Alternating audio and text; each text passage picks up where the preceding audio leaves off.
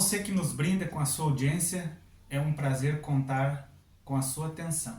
Hoje teremos um vídeo em um formato um pouco diferente, em formato de vídeo-aula, considerando a relevância do tema e a quantidade de informações que procuraremos passar.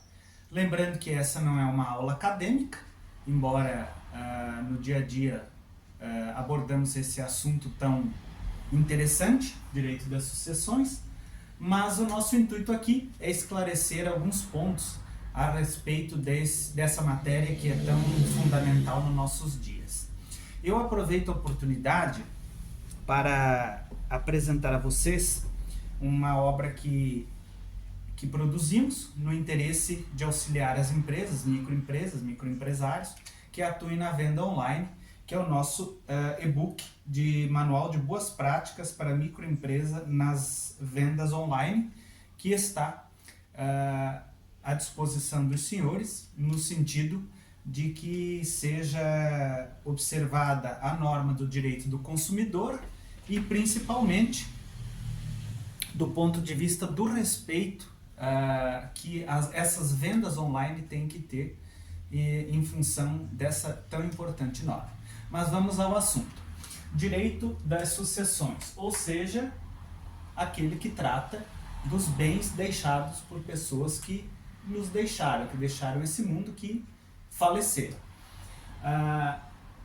Essa matéria, ela se divide dentro do direito processual em duas partes, ou seja, o inventário e o arrolamento. O que seria isso? O inventário, ele tem alguns requisitos que são previstos na lei. Quando houver interesse de incapazes, menores de idade, pessoas com problemas mentais que não puderem exprimir o seu discernimento, não têm a sua plena capacidade civil, em função propriamente do valor, depois nós falaremos mais especificadamente na questão do arrolamento, que é ele que distingue, a avaliação dos bens, que muitas vezes pode ocorrer, e também o documento hábil ao registro dessa partilha. É importante mencionar que usualmente a palavra inventário ela sempre aparece quando está a notícia, ou enfim, quando há essa pessoa que faleceu e deixou bens. Então sempre se trata de inventário. Propriamente é muito difícil que a gente escute a palavra arrolamento, que seria um procedimento simplificado com relação à questão do inventário, mas com um fim praticamente idêntico, né? Então, o ponto fundamental que distingue os dois é justamente a questão do interesse dos incapazes, sempre quando se tratar de inventário. Então, quando se fala em inventário, teremos o interesse de incapazes. O prazo do ingresso desse tipo de requerimento, seja judicial ou seja via escritura pública, que são as duas modalidades que ela pode ocorrer, é no prazo de 2 meses. Então, usualmente, esse aí é o prazo contado da data do registro do óbito, né? Então, o registro do óbito, foi levado ao conhecimento do registro civil. 2 meses após é o prazo que o inventariante, enfim, a pessoa que vai mover o processo da requerimento à escritura, tem para ficar isento do pagamento do imposto. Essa é o consectário, é a penalidade que você suportará. Mas eu posso promover o inventário anos depois, meses depois? Sim, só que aí o problema será o pagamento do imposto, que haverá uma multa.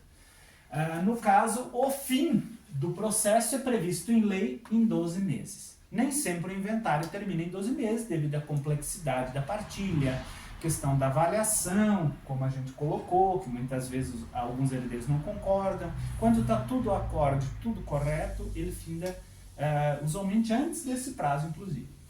Então, o arrolamento, paralelamente ao inventário, ele trata quando houver um valor dos bens, né, inferior a 1.000 salários mínimos. O inventário acima de 1.000 salários mínimos, e quando se tratar de arrolamento, observa-se essa determinação legal. Aqui nós tratamos de maiores e capazes. Cabe também, quando houver uma partilha amigável, também é possível, mas em regra são só maiores e capazes. O valor nós já tratamos aqui, né? Vou repetir. Quando os bens ficarem até 1.000 salários mínimos. A avaliação usualmente não ocorre, não é feita a avaliação, né? Avaliação, em função de que aqui a regra, como no inventário e no arrolamento, é a paridade o acordo. Inventário é isso, partilhar, né? Partilha, já está dizendo, em partes iguais, né? E outro ponto fundamental é, ao final do processo, né, ou usualmente no processo, no inventário teremos um formal de partilha e no arrolamento teremos uma certidão de pagamento. Também é comum às vezes que existam outros atos denominados alvará, enfim, outras, que pouco importa. O que importa é que esse aqui, tanto um quanto o outro, são eficazes para o registro, né? Registro junto ao cartório de registro imobiliário, a transferência de propriedade junto ao Detran, no caso de um automóvel, o saque do valor que provavelmente esteja em contas ou que não tenha vindo ao inventário propriamente, né? Ações, enfim, são N os bens que são partilhados, né? E por último, eu gostaria de destacar a questão da acumulação e sobrepartilha. O que é acumulação? Vamos dizer que existam o falecimento de duas pessoas, né, que têm relação de bens. O código, a lei determina que hoje é possível fazer a acumulação desses dois inventários, né, em um só. Isso é uma realidade hoje. Antigamente não, tinha que abrir um inventário, posteriormente outro, né? De modo que até a partilha, que é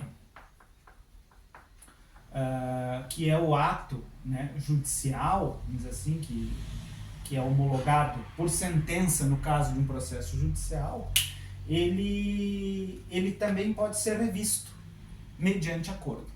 Porque o princípio que informa o direito das sucessões é sempre o acordo. A regra é que se chegue à partilha dos bens por acordo e que não haja litígio dentro do inventário. Muitas vezes a gente sabe que existe, mas não é a regra, não foi a previsão legal que se estabeleceu. E outra coisa é a questão da sobrepartilha. O que vem a ser isso? Muitas perguntas eu recebo a respeito disso aqui, né? A propósito, esse vídeo que eu estou gravando aqui é no sentido de esclarecer melhor essas duas situações, porque isso aqui é o nosso dia a dia. Nós, como advogados que atuamos há mais de 24 anos lidando com isso, para nós é o nosso dia a dia, mas para muitas pessoas não sabem exatamente, ficam em dúvida. Então é um conhecimento que a gente quer levar. A sobrepartilha seriam aqueles bens que não foram objeto de discriminação lá no processo de inventário. Quando você entra com pedido de inventário lá na petição inicial, né? Inicial lá no fórum, ou mesmo no cartório, que é possível fazer isso, você discrimina todos os bens que vão ser partilhados. Se você esqueceu de algum, não há problema nenhum. Você pode mover uma ação de sobrepartilha e cujo objetivo é justamente fazer a transmissão daquele bem. É importante colocar dentro de tudo isso aqui, que tudo isso que foi tratado aqui, ele tem dois fins. Um, que é a partilha em si dos bens da pessoa que faleceu, que deixou, e outra coisa é o pagamento do imposto, que é o ITCMD, né, que é um imposto, vou anotar aqui, ITCMD, que é um imposto de transmissão causa-morte. Sim, para morrer paga-se imposto. Inclusive muitas pessoas até acham isso estranho e engraçado. Não é para morrer que se paga o imposto, é o imposto cujo fato gerador é a morte, no caso a transmissão desses bens, né? Porque pelo direito, pelos princípios, inclusive da Sarcine, que vem do direito francês, faleceu a pessoa, automaticamente o herdeiro entra na posse ou no direito aquele quinhão, que é tratado assim, né? Referente aos bens em si que serão objeto depois da partilha, né? Então, é só um esclarecimento. Esse TCMD tem regras próprias, tem legislação própria, tem natureza, é um tributo, então ele tem as suas alíquotas, né? Teremos agora com a reforma tributária, teremos modificações, mas em tese ele continua e permanece sendo um imposto, e nessa condição ele é exigido sim. Não se homologa a partilha, né? Embora que a lei também tenha essa condição, que você pode fazer o pagamento posterior, mas em regra é feito o pagamento antes, justamente porque você precisa também de negativas, certidões negativas, para provar que não há débitos, enfim, que aquela partilha é rígida e correta. Eu quero agradecer a sua atenção e me colocar à disposição para quaisquer dúvidas que existam, lembrando que essa não é uma aula acadêmica, nós temos esse material também à disposição, que é voltado mais para profissionais do direito, onde aí nós vamos tratar das questões conturbadas e não linhas gerais como tratamos aqui. Aqui meramente nós estamos trazendo uma visão prática daquilo que a lei coloca e para o seu esclarecimento, para que você tenha um maior esclarecimento do que se trata o direito das sucessões e quando optar por uma coisa ou outra.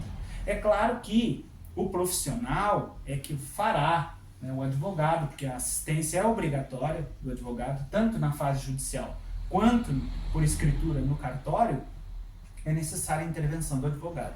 Então é o advogado que escolherá os dois lados, né, qual procedimento será adotado, né? Mas é sempre bom que as pessoas tenham esse conhecimento e que conhecimento é poder. Então esse é o nosso intuito. Mais uma vez, muito obrigado.